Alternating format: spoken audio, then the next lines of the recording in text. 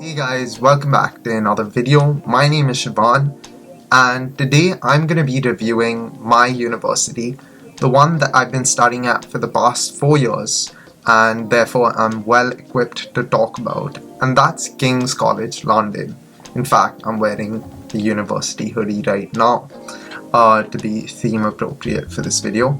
So we're going to talk about all things good and all things bad to help you get an understanding of what King's is like as a university, whether it's a good fit for you or whether it's a not so good fit for you. Before we do that, I want you to go check out my YouTube channel because over there I make videos about medical school and university. In addition, I also make some videos about travel and lifestyle. If you're interested in all of that, go check it out. And if you think you'd like my videos and you enjoy my content, then smash that subscribe button and join me for a lot more.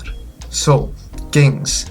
I spent 4 years here. I can't believe that. That's a long time. It's safe to say that I was super excited when I joined, and mostly it's lived up to most of my expectations and I've had a great time and a great experience overall. But it's not as simple as that. Over 4 years, I've had some good and bad experiences at the university and also noticed some positives and some negatives about it.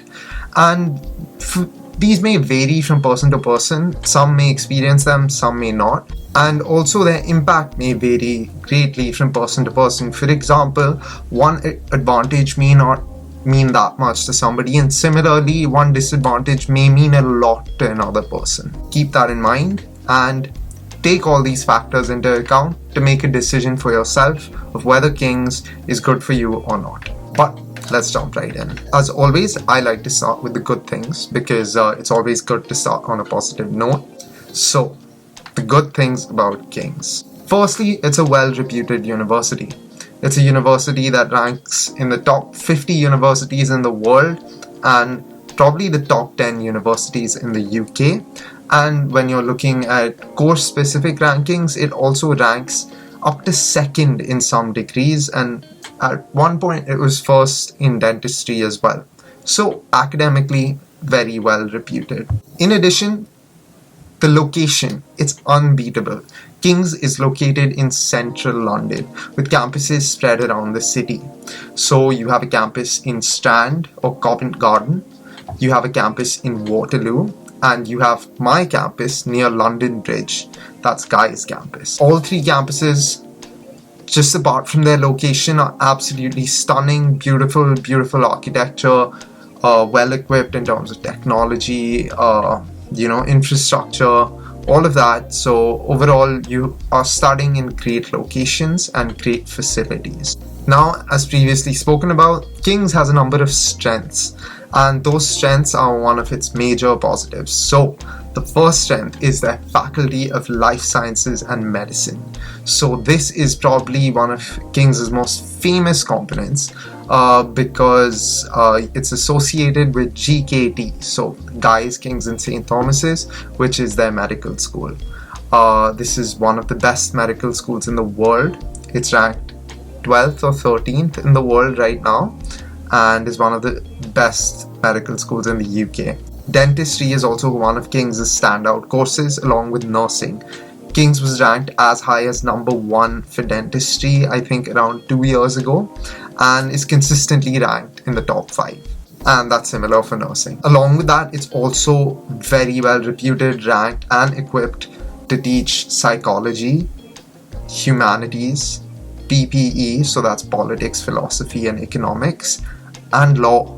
All of these courses are fantastic at King's and definitely stand out amongst all the others. King's is also filled with academic opportunities because it's a huge university, a university with almost 30,000 students, and is located in London and is well reputed. Because of all these factors, it attracts a lot of important events and is a center for research. So this provides you with a lot of opportunities as a student. If you're a business or economics student or something like that, especially, there are a lot of opportunities for networking. And if you're a science student, there are a vast array of opportunities with research, with various student selected components, scholarly projects, and research internships and projects that you can take up in the summer as well. A lot of cutting edge and world leading research is being done at King's, especially in medicine, because that's something I can testify to because I am studying medicine and I've seen this with my very own eyes and I can see this going on around me. Another point that is missed quite often is the social life. So social life is an important factor at any university, and at some universities it's not as good as it is at others. So King's is one of those places where your social life can be absolutely booming. King's, again, like I said, it's a huge university with many students. It's also a very diverse university with students coming from everywhere. There's students from London, there's students from other parts of the UK, there's students from Europe, and there's students from all around the world. So you'll meet a huge variety of people, and therefore you're very likely to come across somebody that you'll get along with. You'll make a new group of friends, you'll have multiple groups of friends potentially, and you'll definitely get to at least experience socializing with many different people, whether it's in your classes or whether it's in events you participate in, societies that you're a part of, all of that. So the social scene at King's, it's booming. And lastly, closely connected to the previous point, is the fact that it's a big university and therefore it has many societies and clubs. So there's a vast array of things to do at King's, so many different activities, and this sort of merges a lot of the previous points because you have academic societies and then you have non-academic societies. So the academic societies could be a business club or a consulting group, or in medicine you have societies by specialty. For example, I'm part of the King's Oncology Society. On the other hand, you have your non-academic societies. These are more like religious societies, country-based societies, and then of course you have your sports societies, which are probably the most social out of all the societies that I mentioned. You have football, rugby, hockey, cricket, again, everything that you can think of. You even have ultimate frisbee at King's, so there's really a vast variety of sports to choose from. I don't know the exact number, I'll throw it up on the screen, but there are probably like 200 different societies at King's. Societies are a great place to make friends, and they're a great opportunity to do what you want to do. They're also a great opportunity to take up leadership positions and committee roles and to actually be a part of something at university and be part of the organization, the making, and that'll be good for your CV and it'll be a good experience. So I feel like I've spent a lot of time rambling on about the positives. Now it's time to get into the entertaining part, the negatives, or the things that are not so good about studying at King's College London. So one roadblock that you may come across at King's, if you're applying into consulting, finance, things like that, is that the tier of King's is not favorable. For example, consulting companies like BCG, they rank universities in tiers. So you have tier 1, tier 2, tier 3. If you're from a tier 1 university, so like Oxford, Cambridge, even Imperial, then you're considered over the people in tier 2 and tier 3. If you're in tier 2, so that's like UCL, Warwick, a few other universities. King's Medical School is actually in tier 2 from a specific list I saw. Don't go on my word, I'm just giving you examples and trying to explain the point to you. But yeah, then you have tier 2, and then you have tier 3, which is where King's usually falls.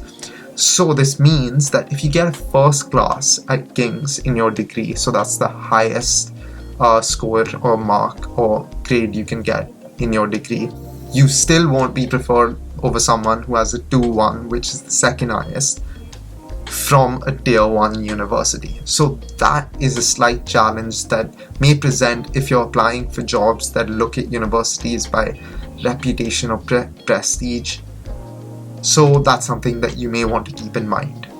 In addition, it's a city university, so it's not a campus university.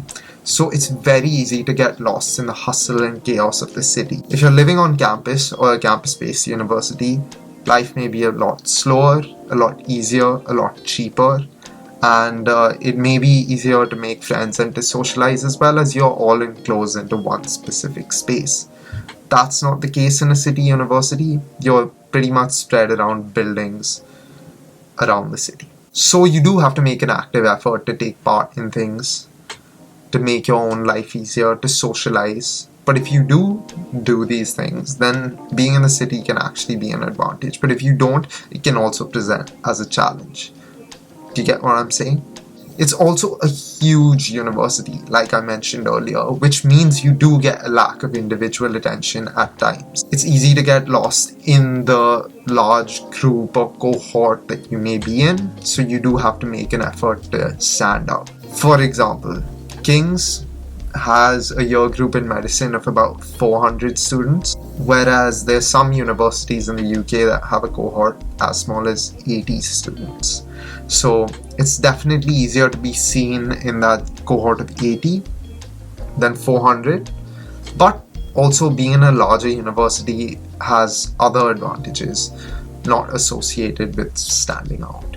Then there can be an expensive lifestyle associated with King's. Like I said, it's located in central London, which already will make your life a lot more expensive, living costs, rent, things like this. But something that I found being in King's is that you can encounter some people who may force you into living a very expensive lifestyle. Again, you're not living on campus. Living on campus neutralizes that, because most people are in the same environment, away from the real world in a sense. So you don't get that taste of different people's expenditure patterns and lifestyle. That's something you will experience at King's. Also, I feel like King's can be slightly easier to get into than some other universities, like for example Oxford, Cambridge, Imperial. And since it's located in such a desirable location, you may encounter some people who are not as committed to their degree or to their education as you are. Now, this is something to be very aware of, because your company determines everything. And because, like I said earlier, King's is a huge university with all types of people, you can come across the wrong people for you as well. Be wary of that. But otherwise, don't be scared. You will meet nice people at King's. Like I said, there's a variety of people. It's just about finding the right ones for you. Someone who may not be the right person for you may be the right person for someone else. Keep that in mind. Yeah, and overall, one thing that I didn't mention is that being in a large university means you do have a lot of flexibility. You're not closely monitored, or you're not held by drawstrings. Like, you're not like a puppet being dragged from here to here to here to here. It's kind of left up to you how you want to structure your day very often, with some timetable activities, some monitored activities, but a lot of it depending on how you want to steer your learning and how you want to make use of your time, whether it's, attending lectures in person, attending lectures online, whether it's, going for office hours, speaking to professors, how you want to spread out your group work, when you want to do your self-studying. A lot of your week is up based on you, and that flexibility is again an advantage and a disadvantage. But one thing that I can definitely tell you is that a lot of the negatives in King's, or a lot of the disadvantages that I mentioned, they prepare you for real life. The world that's actually out there, and it doesn't keep you cocooned in a school or campus environment in many ways. And I think that's a great thing about it, because you go out into the world after King's definitely feeling like an adult, a lot more than I feel you would at some other universities. Obviously I've only attended King's, so I can't say that from experience, but I can just say that from my experience at King's and what I can logically infer. But I hope that was all insightful. I hope I gave you some insight to what it's like studying at King's, the advantages, disadvantages. That is officially my honest review. So I hope you enjoyed that, and I hope you found it useful. If you're thinking of applying or coming to King's, Overall, I've had a great time, so I would recommend it. But again, it's up to you. Take all of this into account and make your decision. If this was helpful, then drop a like down below, smash that subscribe button, leave any comments, share the video with your friends and family who have anything to do with kings. And with that, I will see you in the next one.